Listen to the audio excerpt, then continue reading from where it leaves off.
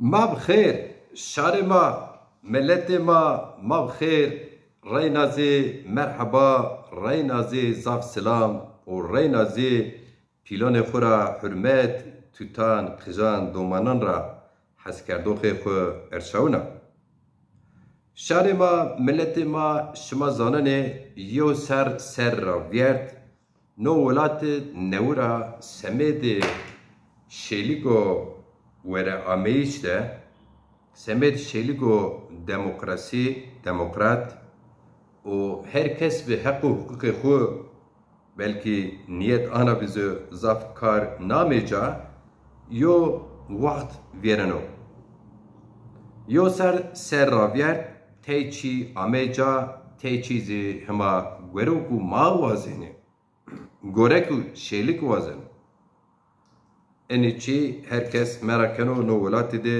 no wat sini rabero sini biaroja verte şeylik de volati made semed vera ameş de yoçiyo go verçman be kanun be hak hukuk xo yenoja an nenoja no semeda şmazane meclisa Türkiye'de jo komisyon niyabero no komisyon nizde hiri mang asme karu xabat kerdi tey insan tey ciya tey sazbendi goş naser o komisyon karu xabat xu qaydına raya verin serek parlamentoy Türkiye numan kurtulmuş Piyate azay ini komisyon vere xuda Diyarbakır velatê ma ucade tey xebat bî no derexte tey vatê ame serê ziwan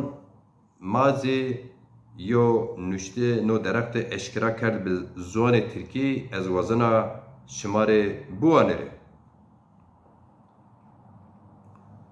Söz konusu Zazaca ve Zazaların demokratik hakları olunca inkar cephesinde maalesef değişen pek bir şey yok. Hani Kurmancı de Kürtçenin bir lehçesiydi ya. Hani deniliyor ya Kürtçe hangi bir dildir? Söz konusu tartışmalarda işte o bazı lehçeler sayılıyor. Kurmancı da lehçe olarak gösteriliyor. Oysa ki bütün alanlarda Kürt siyasi hareketi Kurmancı'yı esas Kürtçe olarak kabul ediyor.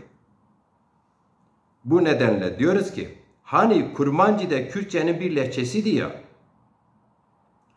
Türkiye Büyük Millet Meclisi Başkanı Sayın Numan Kurtulmuş geçtiğimiz günlerde Diyarbakır Dicle Üniversitesi akademik yılı açılış töreninde dikkat çeken bir konuşma yaptı. Konuşmasını şu Kürtçe sözlerle tamamlayan Kurtulmuş, aşağıdaki sözleri Kürtçe'de olduğu gibi okuyorum.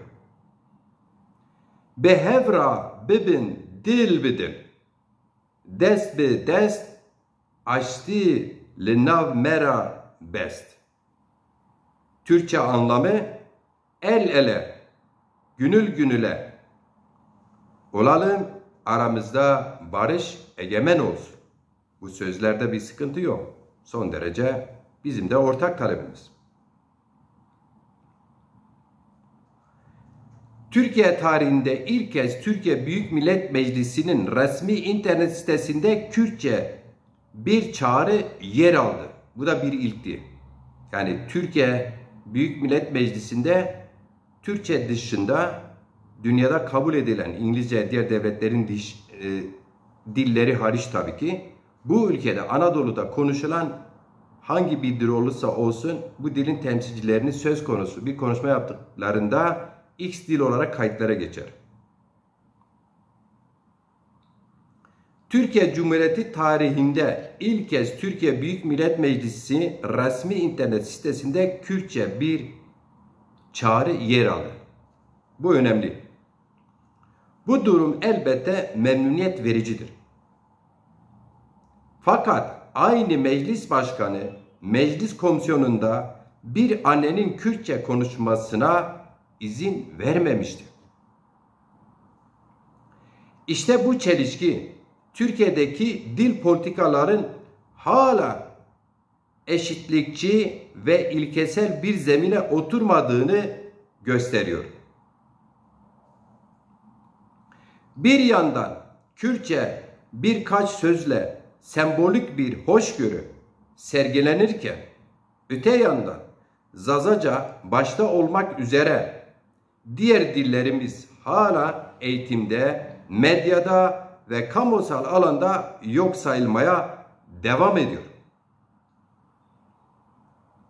Elbette gerek devletin gerekse de Kürt siyasetinin Zazalar ve Zazaca söz konusu olduğunda bilimsel değil, ideolojik bir yaklaşıma yönelmeleri şaşırtıcı değildir.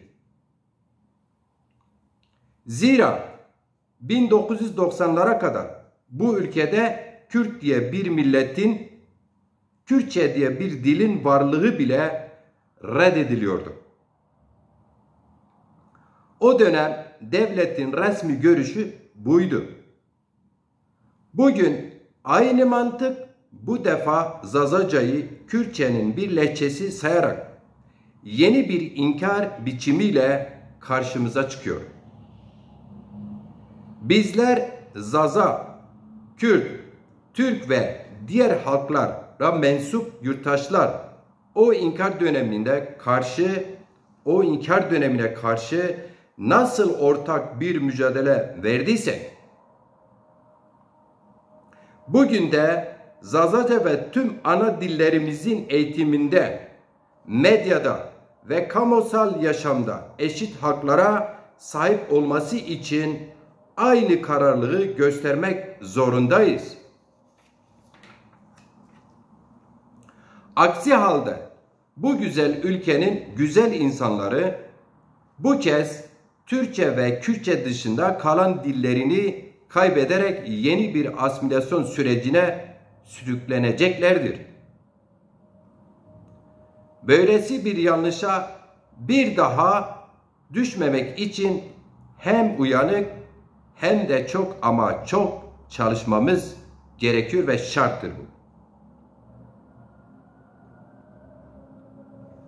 Ma pero pia zer be zer weş zer be zera weş dest be destan bidir o paşt be paşt bidir yev binan vere ameye verte made beroca.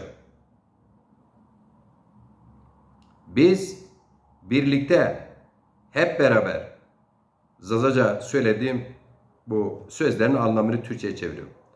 Biz birlikte hep beraber el ele, gönül gönüle verelim ki bu ülkede birlikte barış içerisinde eşit haklarımızla, dillerimizle birlikte, renklerimizle birlikte barış içinde yaşayabilelim. Bütün halkımızı, sizleri saygıyla, sevgiyle selamlıyorum.